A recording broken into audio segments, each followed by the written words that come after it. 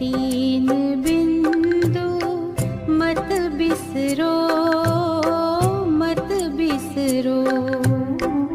बीती बातों पे बिंदु धरो, बिंदु बनो उसे याद करो। ओम शांति। तो आज का टॉपिक है बिंदु रूप कैसे बने। आज बाबा की मुरली भी थी इसी के ऊपर, क्योंकि बिंदु रूप हमारी ये फाइनल स्टेज है। फाइनल में हमें बिंदु रूप बनना है। तो इस स्थिति को कैसे पाए हम, इसके लिए बाबा ने कहा था आगे चल सेवाएं बहुत बढ़ेगी और समस्या ही बढ़ेगी। और बिंदु रूप स्थिति तब अनुभव होगी जब आप अपने संकल्प की स्पीड को कम करेंगे, क्योंकि जब समस्या बढ़ेगी तो संकल्प की स्पीड बढ़ेगी, सेवाएं बढ़ेगी तो सेवाओं में समस्या भी आएगी, और जिसके कारण हम बिंदु रूप का अनुभव नहीं कर पाएंगे।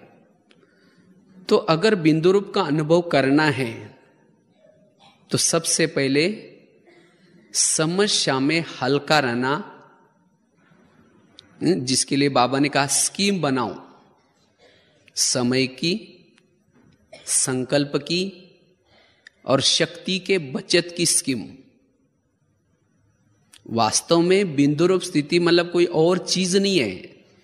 जितने हम संकल्प को बचाते हैं, संकल्प को पॉजिटिव बनाते हैं, संकल्प को धैर्यवत बनाते हैं, उतनी हमारी एनर्जी बच जाती है।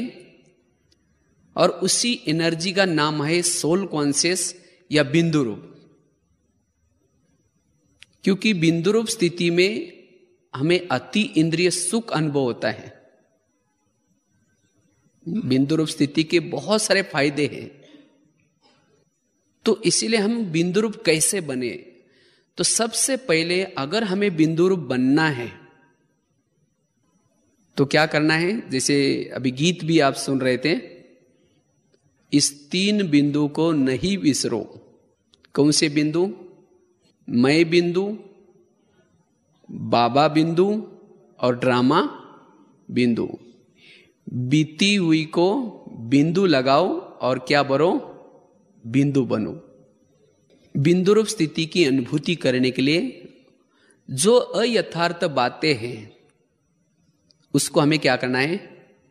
बिंदु लगाना है। तो सबसे पहले हमें समस्या के समय हम अपने संकल्प की स्पीड को कैसे कम करें, हमें यह कला सीखना जरूरी है। इसलिए देखो बाबा ने यहां आकर के, क्योंकि हमें फाइनल में बिंदु रूप बनना है, इसीलिए बाबा ने सबसे पहले हमें कौन सा ज्ञान दिया? ड्रामा का ज्ञान।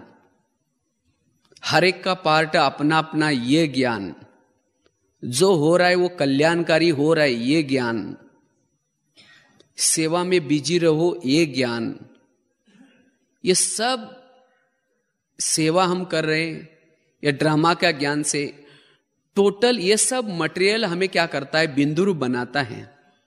जैसे हलवा बनता है ना, तो हलवे के लिए सूजी, चीनी, तेल, कढ़ाई, खुरपा ये मटेरियल होता है, और इसी मटेरियल के बाद लास्ट में क्या बन जाता है?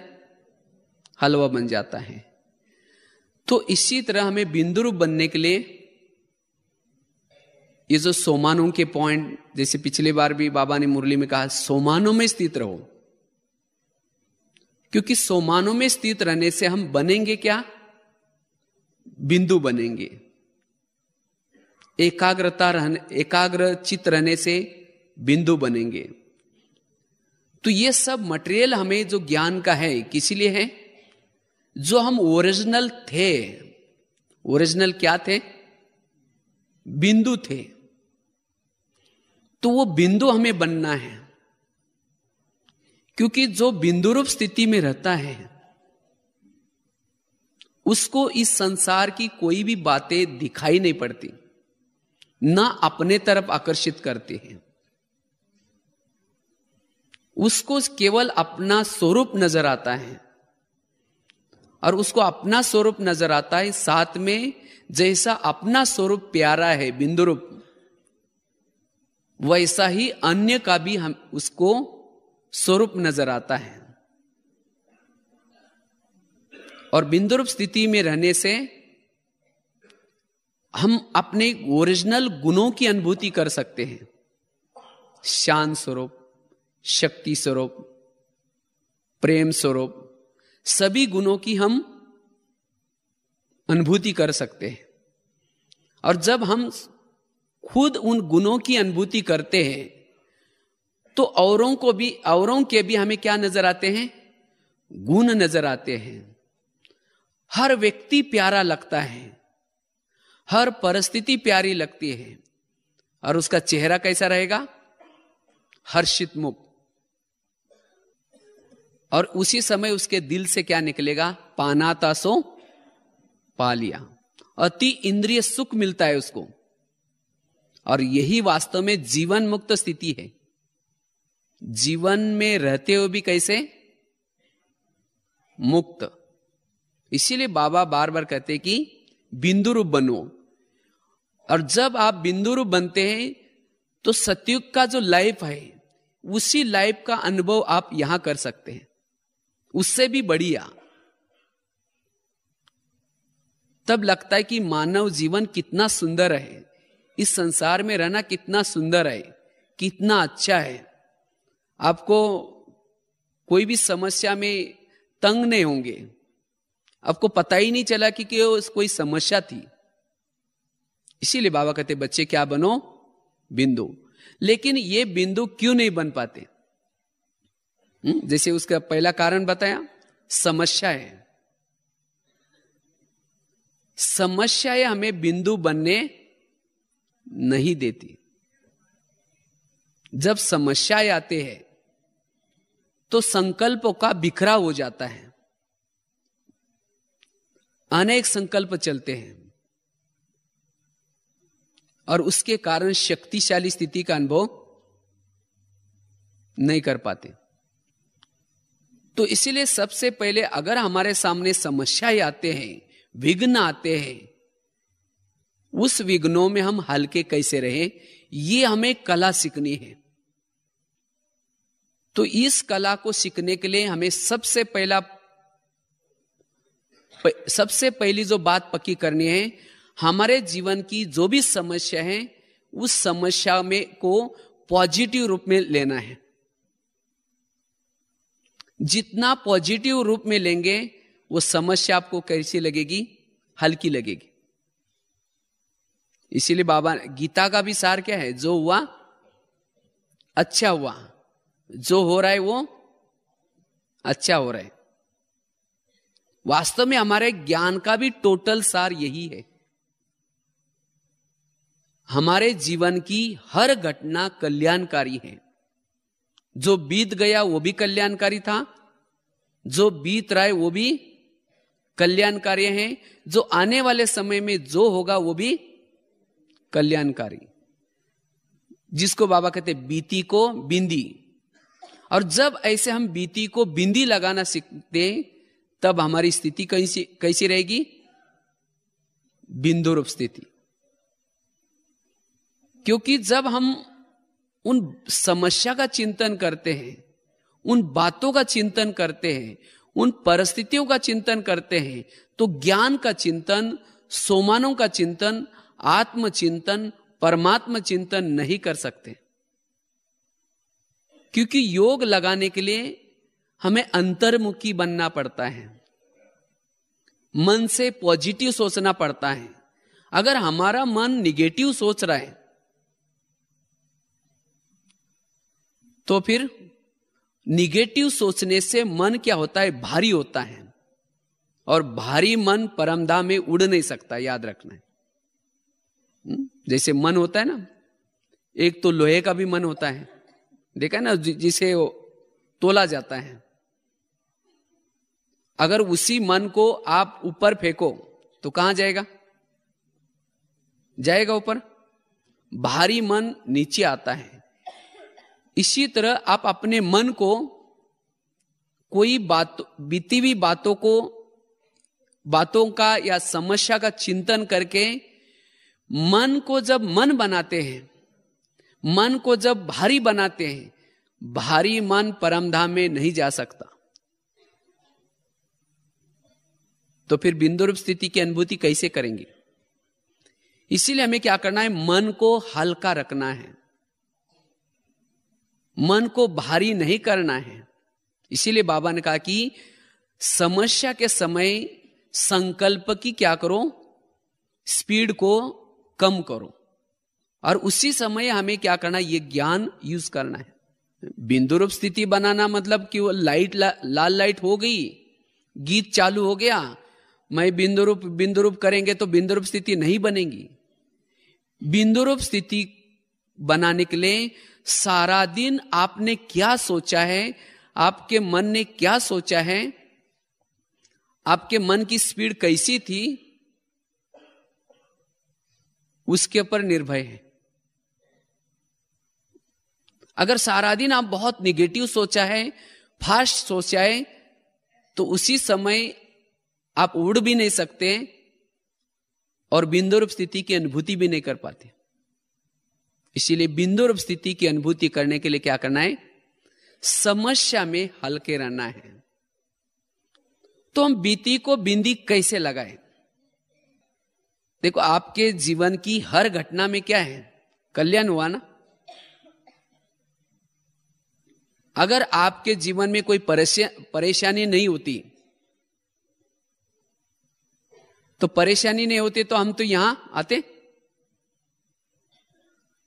ये अभी भी जो कुछ परेशानी है या परिस्थिति है या परीक्षाएं हैं, वास्तव में परीक्षाएं व्यक्ति का विवेक को जागृत बनाते हैं। इसीलिए परीक्षा से घबराना नहीं है। और जितना जिसको परीक्षाएं ज्यादा आते हैं उतना वो व्यक्ति उपराम हो जाता है। कहते हैं एक माताजी भगवान के पास जाती है और भगवान को कहते हैं, भगवान मेरे जीवन में बहुत दुख का पार्ट है, मैं बहुत दुखी हूं। भगवान कहते हैं, ठीक है, तुम्हें ज्यादा दुख है ना, तुम अपने दुखों की सभी बातें क्या करना, एक चिटके पे लिखना और उसी चिटके को क्या करना, एक गठरी में बांधना। वो सभी बातों को लिख करके गठरी में डालना और उसी गठरी को गांव के बाहर एक वड़ का पेड़ है, उसी वड़ के पेड़ को तुम्हारे दुखों की गठरी टांग के आना। तुम्हारा ज्यादा है, मैंने पार्सलिटी की तुम्हारे साथ, तो इसीलिए तुम्हारा क्या करना, वहां टांग के आना। और उसी पेड़ों को बहुत सारे और भी दुखों की गठरियां बांधी हैं। तुम्हें जो भी उसमें से हल्की है लगे, जो भी पसंद आए, एक लेके आना। लेकिन लाना पड़ेगा, क्योंकि हर एक के जीवन में दुख जरूरी है। तो माताजी बड़ी खुश होगी, अच्छा है, मेरा क्या हो जाएगा, थोड़ा सा कम हो जाएगा। तो अपने दुखों की सभी बातें चिटकी पर लिखती है। मुझे सास बहुत तंग करती है, घड़ी घड़ी डांटती है, जो जो होता है वो सब लिखते हैं और उसी चिटकी को क्या करते हैं, गठड़ी में डालते हैं और उसी गठड़ी को गांव के बाहर बड़ का पेड़ा वहां टांग के आते हैं। लेकिन जब दूसरे का लाने के लिए सोचते हैं तो उसको लगता है मेरी सास मुझे तंग करती थी, यही मेरा दुख था, और तो पति भी मेरा अच्छा है, घर भी इतना अच्छा है, बच्चे भी अच्छे हैं, सब कुछ ठीक है।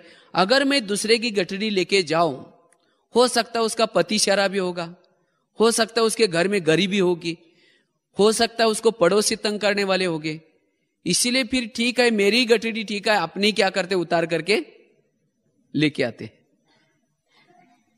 तो वास्तव में हर एक के जीवन में जो दुख का पार्ट दिया हुआ है, किसी लिए दिया है?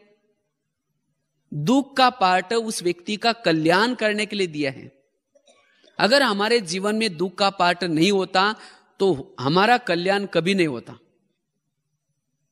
क्योंकि जब भक्ति हम कब करते हैं, जब दुखी बनते हैं, इसीलिए भक्ति करते हैं। और जब भक्ति करते हैं तो भक्ति का फल क्या मिलता है, ज्ञान मिलता है। और जब ज्ञान मिलता है तो हम सत्युग में जाते हैं। तो क्या उस दुखों से हमारा अकल्याण हुआ? तो इसीलिए हमारे जीवन के दुखों का बड़ा धन्यवाद, जिन्होंने हमें बाबा मिलाया, जिन्होंने सतयुग की बादशाही दी। तो फिर उस दुखों में हमें क्या करना है? परेशान होना है?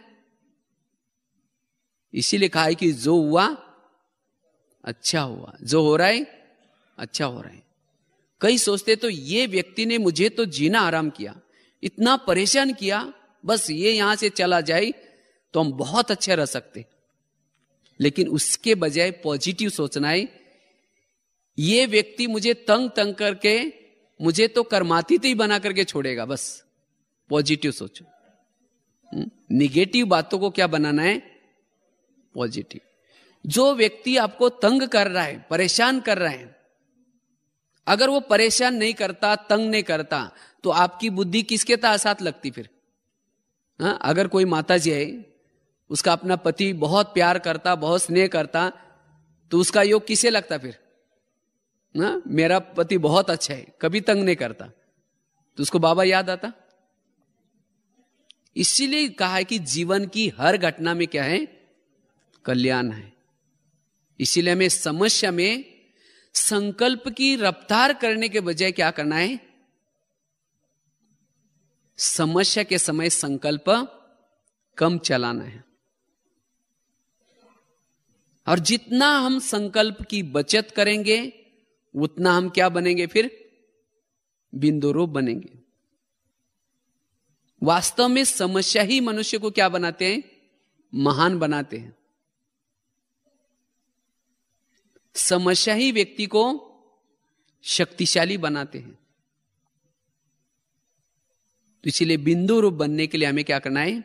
इस समस्या में हल्के रहना है। और जो हल्का रहता है उसको कहा जाता है फरिश्ता। वही आत्म स्थिति में स्थित रह सकता है। आज रामायण, महाभारत, इसमें जो भी कुछ कथा कहानी है, वो कथा कहानी भी हमें यही सिखाते हैं कि जीवन की हर घटना में क्या है? कल्याण है। देखो, रामायण में दिखाते राम राज्य पर बैठने वाला था, अयोध्या का राजा बनने वाला था। सभी प्रजा में भी बहुत उमंग आ गया, राम राजा बनने वाला है। चारों तरफ अयोध्या को अच्छी तरह सजाया, और सजा करके रात के समय क्या हुआ? मंत्रा ने आकर के कैकेयी के कान में 2-4 बातें उल्टे सुल्टे डाल दी, और उसने वो सुन करके निर्णय गलत लिया। क्या किया? राम राज्य पर बैठने के बजाय राम को कहां भेजने का निर्णय किया? वनवा में। अगर कोई ये रामायण देखता है तो मंत्रा का पाठ देख करके कितना निगेटिव सोचे, देखो कितना उसने क्या क्या गलत किया। अगर वास्तव में देखा जाए मंत्रा ये काम नहीं करती तो राम वनवा में,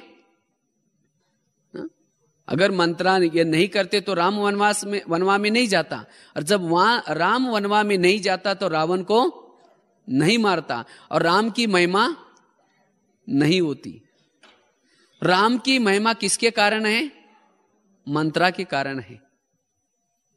तो इसी तरह हमारे जीवन में भी कोई मंत्रा का पार्ट बजाए। मेरे घर में कोई इधर की बातें उधर करके मेरा घर तोड़े, या मेरे घर में कोई समस्या पैदा करे, या बड़ों को कुछ बातें सुना करके मेरी ट्रांसफर यहां से दूसरी तरफ करे, तो मुझे क्या करना है? उसमें भी कुछ ना कुछ कल्याण समझ करके चलना है। लेकिन ऐसे समय पर हम क्या करते हैं? उस व्यक्ति के लिए बदवाएं निकलते, इसने तो मेरा ऐसा किया है, नहीं तो मैं तो बहुत यहां अच्छा था, इसके कारण तो मेरा ऐसा हुआ है।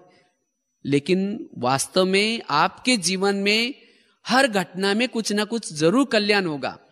अगर आप वहां से ट्रांसफर होंगे, हो सकता है आपको ज्ञान मिला होगा, हो सकता और भी कुछ कल्याण होगा।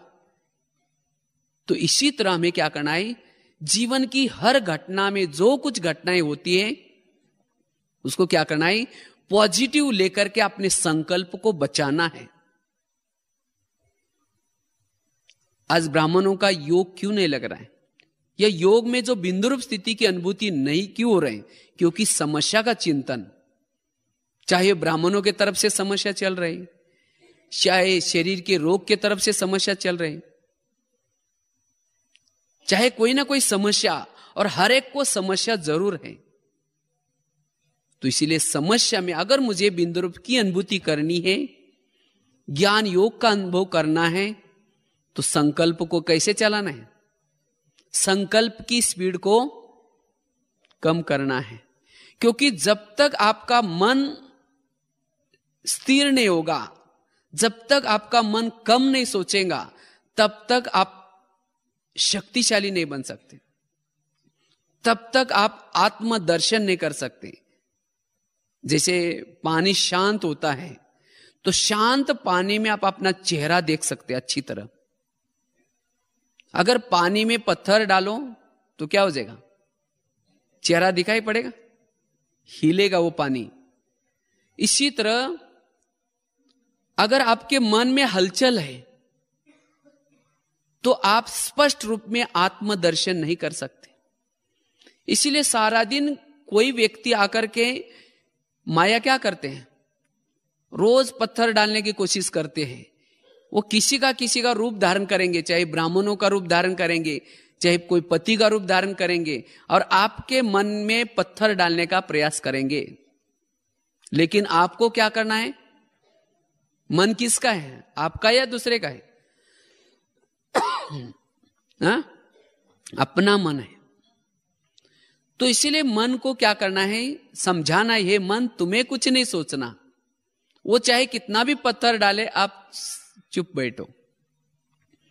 और जब आपका मन सोचेगा ही नहीं, मन शांत रहेगा, तब जाकर के आप शाम को जब योग लगाएंगे, उस योग में आप अपने सोमानों के अभ्यास में स्थित रह सकते हैं। उस समय ज्ञान का चिंतन कर सकते हैं, शिव बाबा का गुणगान कर सकते हैं, ज्ञान का मनन चिंतन कर सकते हैं। अन्यथा क्या हो जाएगा? अगर किसी ने पत्थर डाला, विघ्न डाला, किसी ने कुछ बोला, तो जब एकांत में बैठेंगे वही बातें याद आएगी।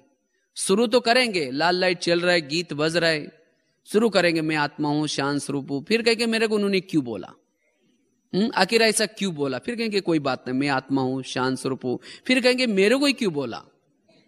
आधा घंटा तक आपका कौन सा चिंतन चलेगा? यही चिंतन चलेगा। तो कैसे बिंदु रूप स्थिति की अनुभूति करेंगे?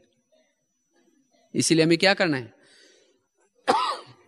बीती हुई को बिंदी लगानी है, उस बातों को पॉजिटिव में लेना है। अगर कोई गाली देता है तो आप ये समझो गाली नहीं दी, मेरे ऊपर गुलाब का फूल डाल दिया।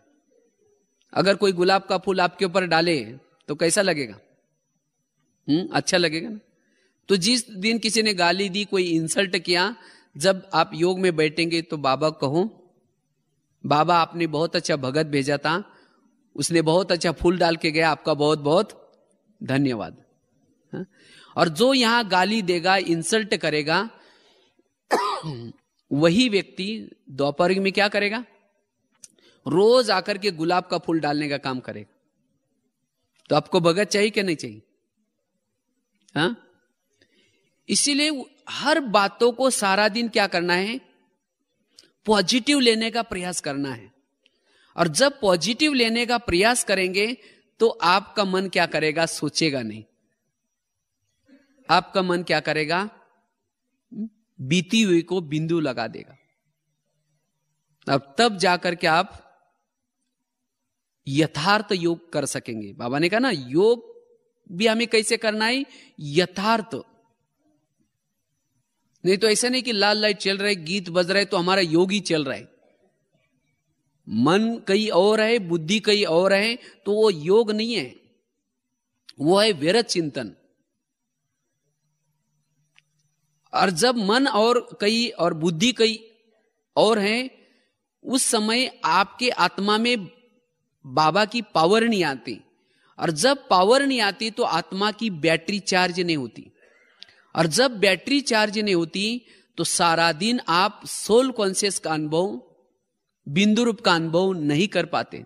इसीलिए बाबा ने कहा ना, अभी भी बिंदु रूप की स्थिति ना के बराबर है। तो इसीलिए हमें क्या करना है, बिंदु रूप की स्थिति की अनुभूति करने के लिए समस्या में हल्का रहने का प्रयास करना है,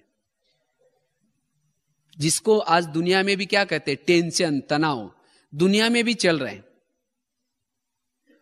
इसी तरह हम ज्ञान में आने के बाद भी अगर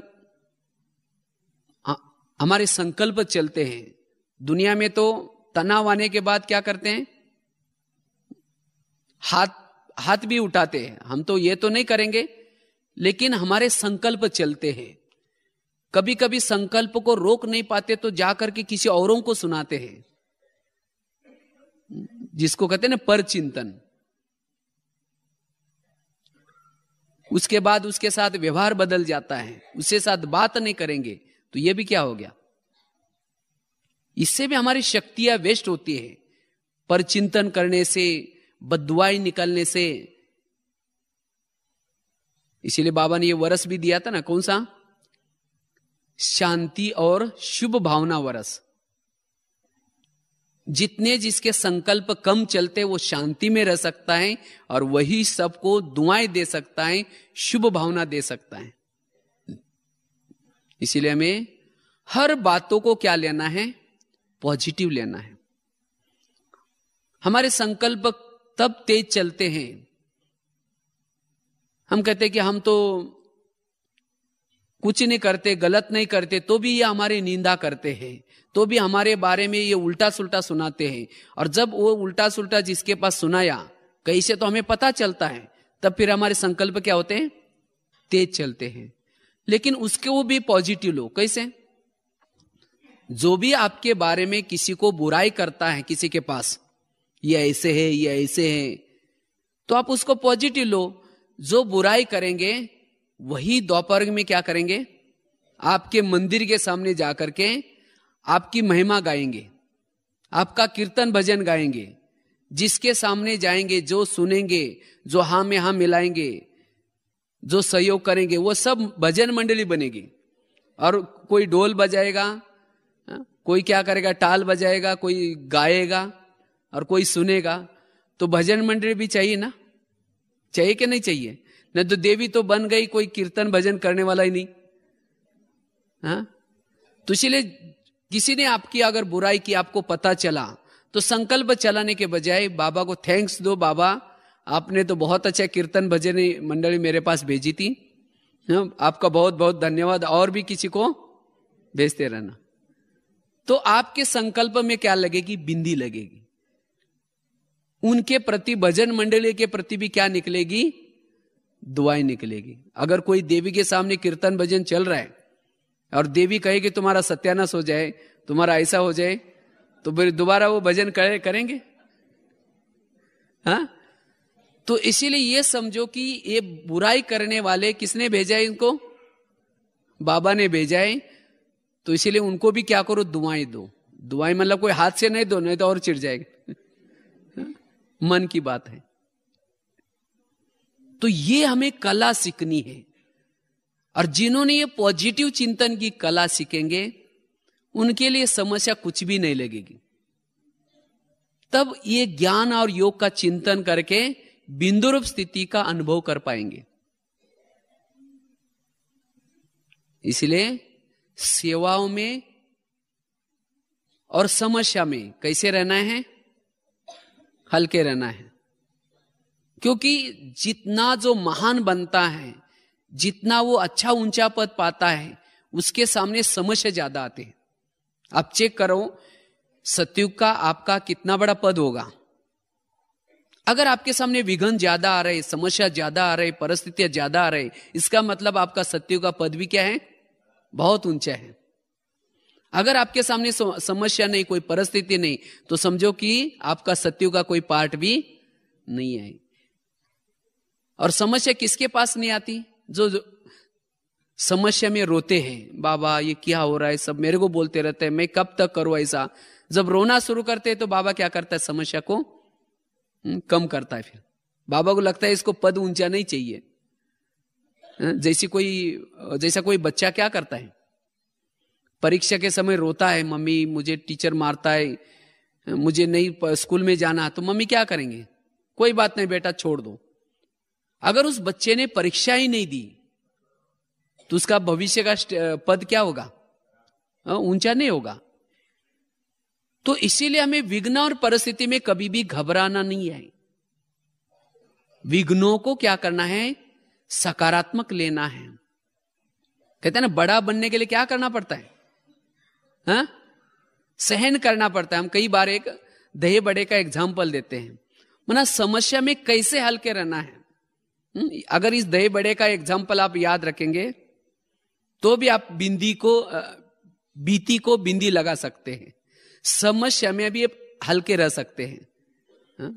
देखो दही बड़ा कैसे बनता है? बड़ा सभी माताएं जानते हैं ना कैसा बनता है? वो बहुत, दही बड़ा बनते समय वो बहुत सहन करता है। कैसे बनता है आपको उसकी विधि सुनाते हैं। रात को उड़द की दाल को क्या करते हैं? पानी में भिगोते हैं। सवेरे पानी से निकाल करके क्या करते हैं? उसको मिक्सी में डालते हैं। तो मिक्सी में डालने के बाद क्या होता है? वो उसको पीसा जाता है। तो पीसते समय क्या हुआ? उस दाल ने क्या किया? सहन किया, तब जाकर के उसका आटा बन जाता है। उसके बाद मिक्सी से निकाल करके एक प्लेट में रख करके थाल में लेकर के आटे को फेंटते हैं। कब तक फेंटते हैं? उसको क्या करते हैं? एक ग्लास लेते हैं और ग्लास के अंदर थोड़ा सा आटा डालते हैं। अगर आटा सीधा ही डूब जाता है उसका बड़ा सख्त बनेगा, मुलायम नहीं बनेगा, सॉफ्ट नहीं बनेगा, इसीलिए और उसको फेंटते हैं। तब तक टेस्ट करते हैं, जब डालने के बाद तुरंत वो तैरना चाहिए, तब तक उसको क्या करते हैं? फेंटते। उसके बाद क्या करते हैं? उसको ले करके, आजकल वो मेंदू वड़े की मशीन आते हैं, उस मशीन में डाल करके या हाथ से क्या करते हैं? गरम तेल में उसको तलते हैं। तो क्या किया? पिस्सा सहन किया उस दाल ने, फेंटा तो भी सहन किया, गरम तेल को भी सहन किया। फिर जब करारा बन जाता है, लाल बन जाता है, उस समय उस वड़े को निकाल करके क्या करते हैं? पानी में डालते हैं। तो पानी से निकाल करके फिर दोनों हाथों से दबा करके क्या करता है? उसका पानी निचोड़ देते हैं। तो दबाते समय भी क्या किया? सहन किया। अगर टूट जाता है तो उसको फिर मेहमानों को नहीं खिलाएंगे। जो साबुत रहता है दबाने के बाद उसको फिर क्या करते हैं? प्लेट में रखते हैं। फिर दही डालते हैं, ऊपर से क्या करते हैं? इमली की चटनी डालते हैं। उसके ऊपर क्या करते हैं? और इमली की चटनी में भी काला नमक, सफेद नमक, चीनी का बूरा, और उसके ऊपर क्या करेंगे? फिर लाल मिर्ची डालेंगे। उसके ऊपर भुना हुआ जीरा भी डालेंगे। फिर उसके बाद हरा धनिया भी डालेंगे। तब क्या बना? वो दही बड़ा बन गया। फिर खाने वाला लगेगा, उसको लगेगा आज तो मजा आ गई खाने में। उसको कब मजा आई? जब उस बड़े ने सहन किया, तब जाकर के वो खाने वालों को मजा आई। इसी तरह आपके जीवन से भी औरों को मजा तब आएगी, कब? जब आप हर परिस्थिति में आप सहन करेंगे, तब जाकर के आपके जीवन से औरों को मजे आएंगी। तो इसीलिए हमें भी लोग क्या करेंगे बड़ा बनने के लिए? कोई पीसते भी रहेंगे, कोई फेंटते भी रहेंगे। कब तक फेंटते रहेंगे? कई बोलते हैं ना, मुझे ये कब तक समस्या आती रहेंगी। आटे को कब तक फेंटा गया? जब तक पानी के ऊपर नहीं आया तब तक फेंटा गया। इसी तरह हमें भी तब तक फेंटे जाएंगे, समस्या आती रहेंगी, जब तक ऊपर नहीं जाएंगे तब तक। तो इसलिए क्या करना है? जो भी बातें आएंगी समझो कि हम बड़े मरने जा रहे हैं, इसीलिए उस बातों को बिंदी लगाना है। उसके बाद गर्म बातें भी आएंगी, कोई फुलाना शुरू करेंगे, महिमा भी करेंगे आपकी। वही महिमा करने वाले लोग दबाना भी शुरू करेंगे कुछ दिनों के बाद। कुछ दिन के बाद वही परेशान करेंगे। फिर हमारा दिल टूट जाता है, ये क्या हो रहा है? इन्हीं बच्चों को मैंने पढ़ाया था, इन्हीं बच्चों को मैंने सिखाया था, अभी देखो कितने मुझे तंग कर रहे हैं। तो रोना शुरू करते हैं, तो बड़े टूट गए। हाँ? तो इसीलिए टूटना उसी समय भी नहीं है। अगर उसमें भी साबुत रह गए तो फिर नमक मिर्ची लगाना शुरू करेंगे। हाँ? आपके बातों को उल्टी सुल्टी सुना करके बड़ों को आपका नाम खराब करेंगे, लेकिन उसको भी क्या करना है? सहन करना है। सत्य है तो घबराने की कोई जरूरत नहीं। और तब जाकर के आप क्या बन सकते हैं? बड़े बन सकते हैं। तब जाकर के आपकी वो अवस्था बिंदु रूप स्थिति की आप स्थिति बना सकते हैं, क्योंकि सत्यता वाला कभी घबराता नहीं है।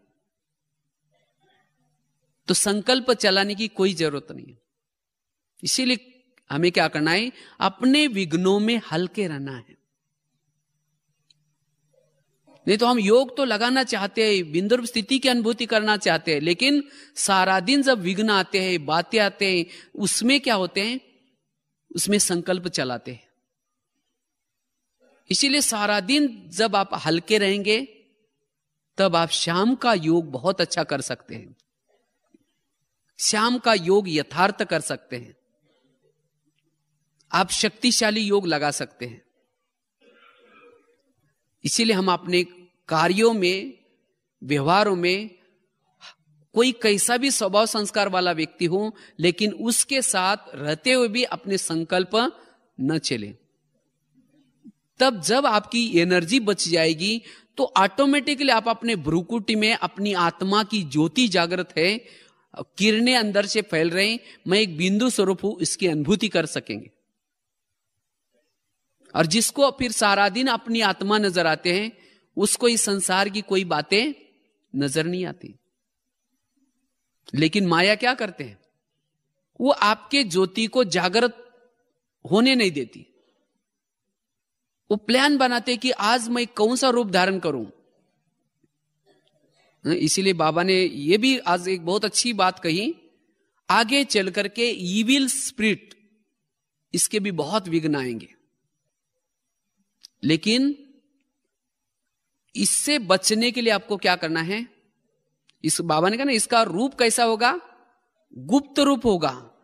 अपने साथियों के द्वारा ईविल स्पिरिट वाली आत्माएं आकर के आपकी परीक्षाएं लेंगे, आपके मन में हलचल पैदा करेंगे। अगर आपने ये पॉजिटिव चिंतन का पाठ पका नहीं आपका, आप कहेंगे ये इतना अच्छा, इसको मैं सहयोग देता हूं, ये क्या कर रहा है।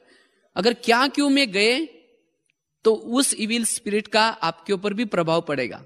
फिर आप शांति की, योग की अनुभूति नहीं कर पाएंगे। आगे चल करके बहुत चलेगा ये। और जिन्होंने क्या क्यों में गए, वो भी परेशान हो जाएंगे। तो इसीलिए हमें क्या करना है, अपने बिंदु को, अपने ज्योति को बुझने नहीं देना है। इस पर एक मिसाल सुनाते ना, जैसे कहते हैं राजा जनक को विधेयी राजा कहा जाता था। कहते राजा जनक विधेयी राजा था। तो एक बार उसके मंत्री ने उसको प्रश्न पूछा कि आप विधेयी क्यों हैं। तो उसने कहा ठीक है, मैं आपको बताता हूं मैं विधेयी क्यों हूं। तो उसको एक दिन कहा कि आप मेरे महल में आना, मैं बताता हूं मैं विधेयी क्यों हूं। तो उसने उसको, वो राजा ने मंत्री को बुलाया। एक दिन वो आया, तो उसने क्या किया, उसकी परीक्षा लेने के लिए, उस प्रश्न का जवाब देने के लिए क्या किया, उसको एक दीपक दिया।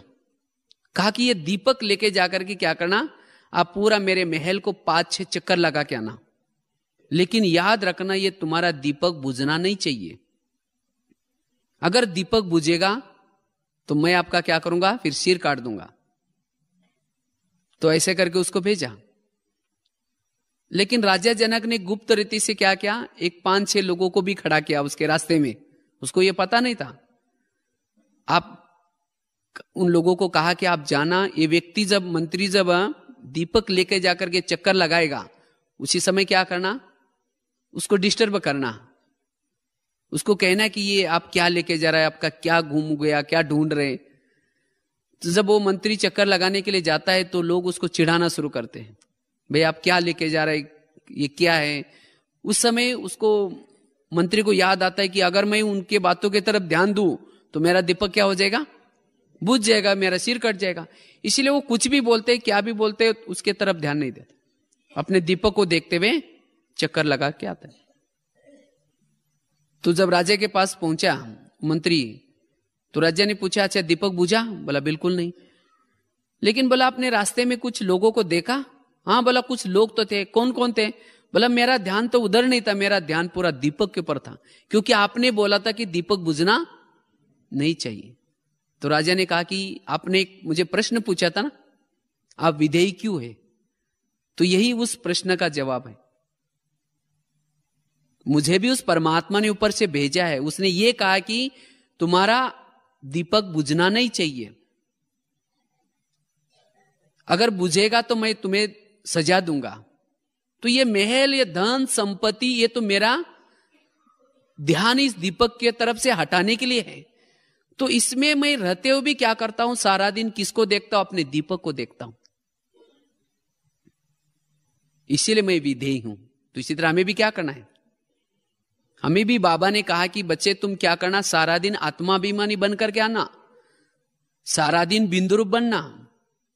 लेकिन साथ में माया को क्या कहा है? जाना इसके दीपक बुझाने का, कुछ न कुछ बातों में डिस्टर्ब करने का। लेकिन कोई भी बातें आए, कोई भी परिस्थिति आए, तो हमें क्या करना है? उन परिस्थिति का चिंतन करने के बजाय, उन बातों का चिंतन करने के बजाय हमें क्या करना है? अपनी आत्मा को देखना है, अपने दीपक को देखते चलना है। तब जाकर के आप शाम को समय वो बिंदुरूप स्थिति की अनुभूति कर पाएंगे, वो शक्तिशाली स्थिति की अनुभूति कर पाएंगे। और जब एक बार ये ज्योति जागृत हो गई, आत्मा की स्थिति अनुभूति हो गई, उस समय आप एकाग्रता का अनुभव कर पाएंगे। और जब आपके जीवन में एकाग्रता आ गई, आपके आत्मा के अंदर जो विकर्म बने हैं, वो बाबा कहते हैं ना, विकर्म विनाश। ये विकर्म विनाश क्या है? जितने आपके संकल्प कम चलेंगे, जितने पॉजिटिव संकल्प चलेंगे, उतना हम शक्तिशाली स्थिति का अनुभव कर पाते हैं। और जैसे लगेगा हम एक ज्वाला स्वरूप स्थिति की अनुभूति कर रहे हैं। जैसे सूरज है ना, सूरज किरणें फैलाता है, इसी तरह अपने आप को अनुभव करेंगे कि मैं इस शरीर में एक सूर्य की तरह बैठा हूं और मेरे से चारों तरफ किरणें फैल रहे हैं। और इस स्थिति से शरीर के इंद्रियों में शीतलता आएगी, अंग अंग शीतल बन जाएगा, और बिंदुरूप स्थिति से वाइब्रेशंस फैलता जाएगा। यह बहुत बड़ी सेवा है। और जब बिंदुरूप स्थिति बनेगी, तो जैसे कहा ना, एक तो दूसरे की बुराई हमें नजर नहीं आएंगे, लेकिन आप सबको गुणवान नजर आएंगे। इसीलिए हमें क्या करना है? ये स्थिति को प्राप्त करना है। लेकिन इसके लिए जैसे बताया ना, ये क्यों नहीं चलती, क्यों नहीं स्थिति रहती? क्योंकि सारा दिन के समस्या है, सारा दिन के विघ्न। इस विघ्नों में पहले हमें क्या करना है? हल्के रहना है। इसीलिए बाबा ने ये भी कहा ना, आज भी कहा, 3 प्रकार की सर्टिफिकेट लो। कौन सा सर्टिफिकेट? एक तो सभी का सर्टिफिकेट, साथियों का सर्टिफिकेट लेने के लिए सबको क्या करना है? रिगार्ड, रिस्पेक्ट देना है। बाप से सर्टिफिकेट लेने के लिए सच्चाई और सफाई में रहना है। और स्वयं से सर्टिफिकेट लेने के लिए क्या करना है?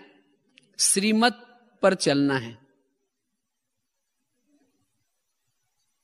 और तब हम क्लियर रह सकेंगे, वो बिंदुरूप स्थिति की अनुभूति कर पाएंगे। और सारा दिन हमारी वो अवस्था रहे, इसके लिए हमें अमृत वेला का योग पावरफुल करना है।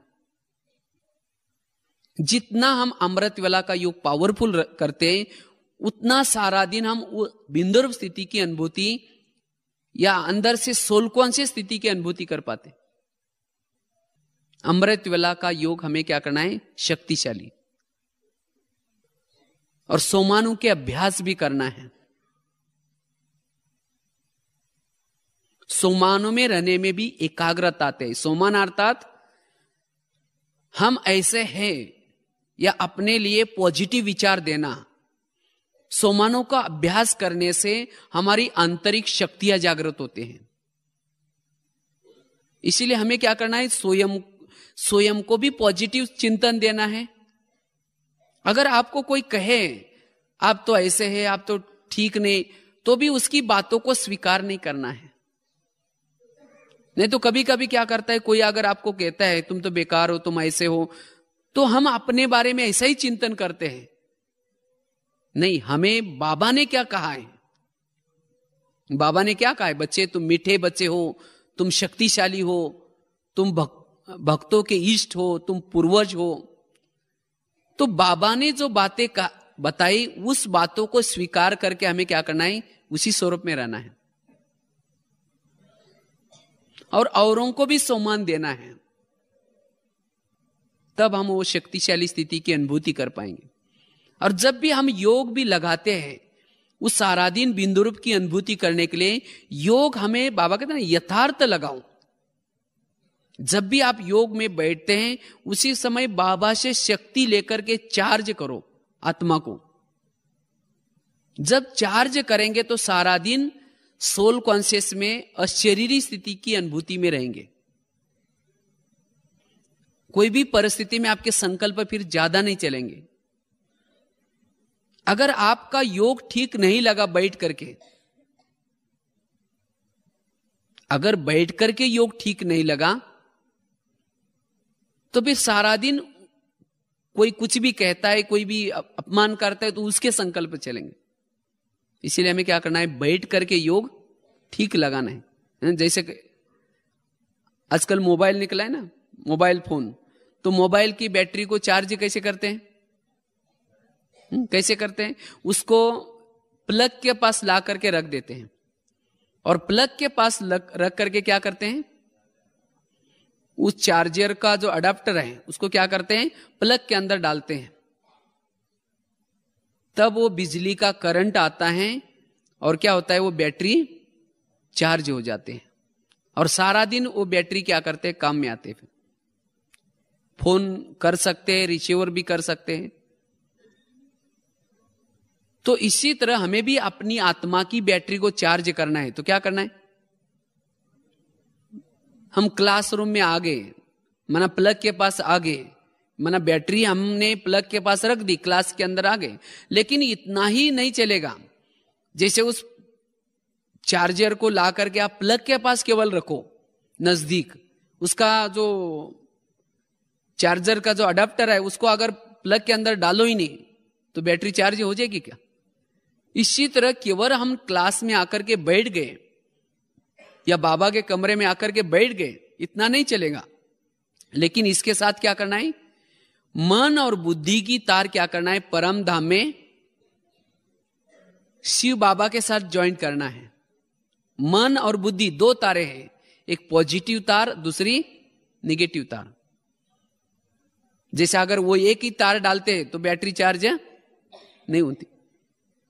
तो इसी तरह आपने केवल मन ही बाबा में लगाया, बुद्धि नहीं लगाई, तो भी बैटरी चार्ज नहीं होंगी।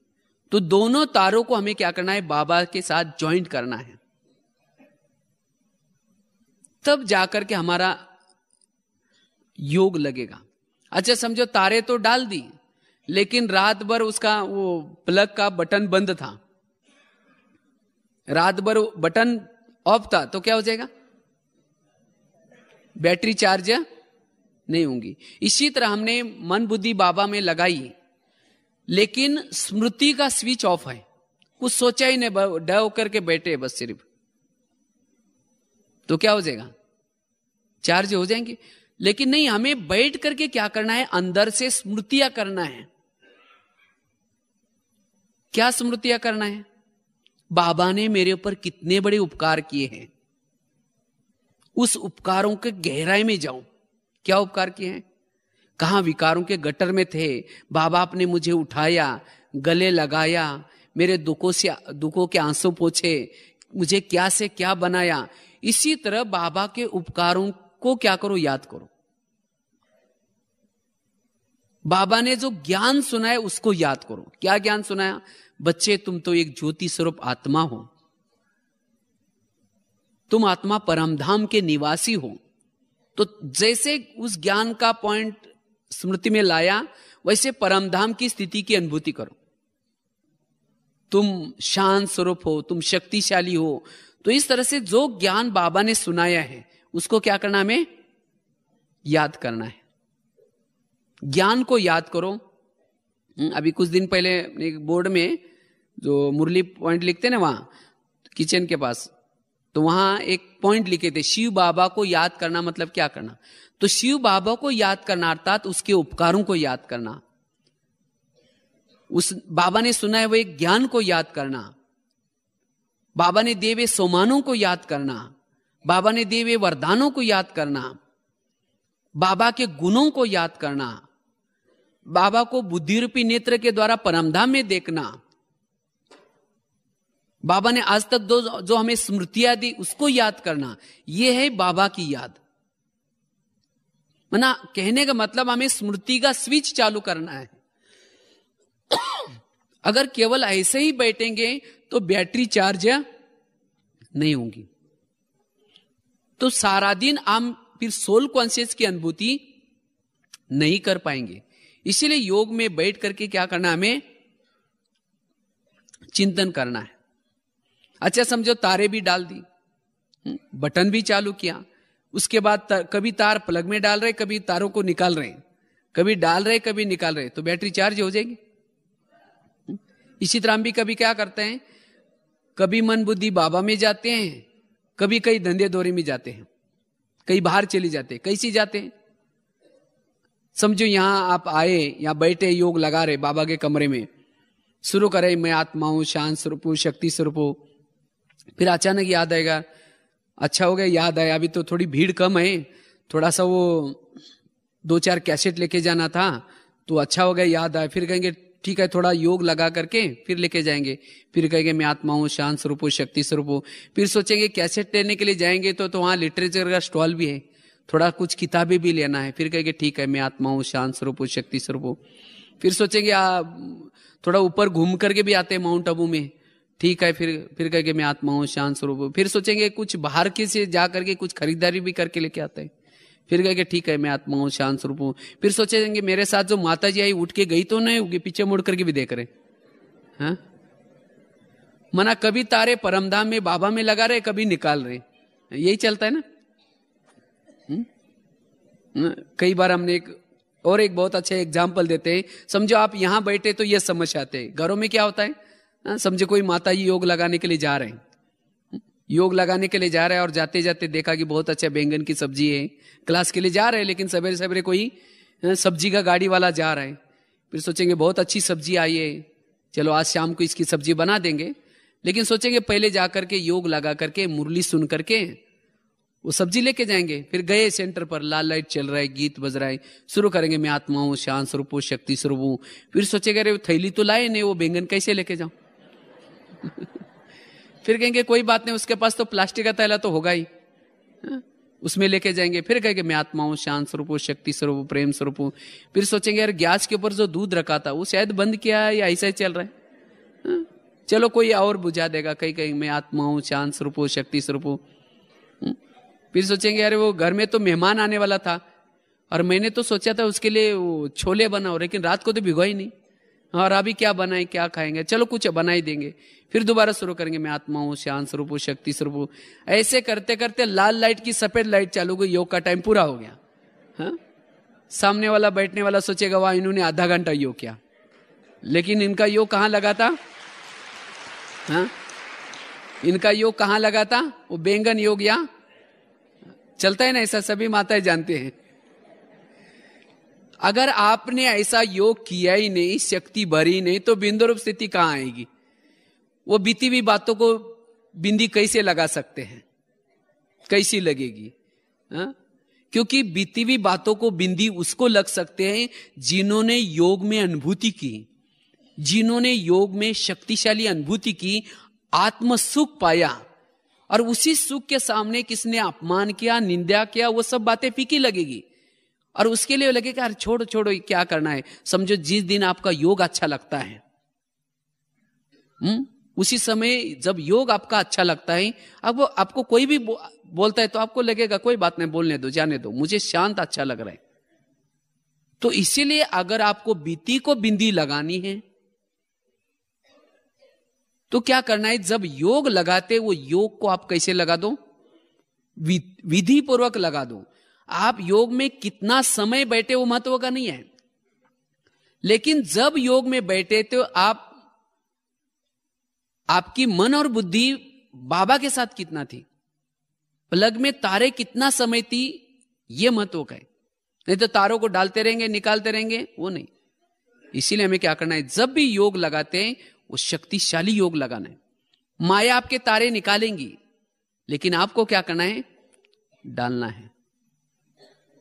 अपने मन और बुद्धि को समझाना है, ये मन बुद्धि तुम कहां गई, तुम्हें तो योग लगाना है। कोई भी समस्या है, उस समस्या में क्या करो, समस्या में हल्के रहो। अगर योग के समय जब भी समस्या आते हैं तो क्या करो, उसी समय भी समझाओ मन बुद्धि को, और तब जाकर के हम ब्राह्मण जीवन का आनंद ले सकेंगे, शक्तिशाली बन सकेंगे। तो इसलिए बिंदु रूप स्थिति की अनुभूति करने के लिए एक तो योग भी यथार्थ लगाना है, समस्या में हल्के भी बनना है। कितनी भी समस्या है लेकिन कैसे रहो, हल्के। कईयों को लगता है कि मुझे मेरे संकल्प की स्पीड तब बढ़ जाते हैं, मेरे संकल्प तब बढ़ जाते हैं।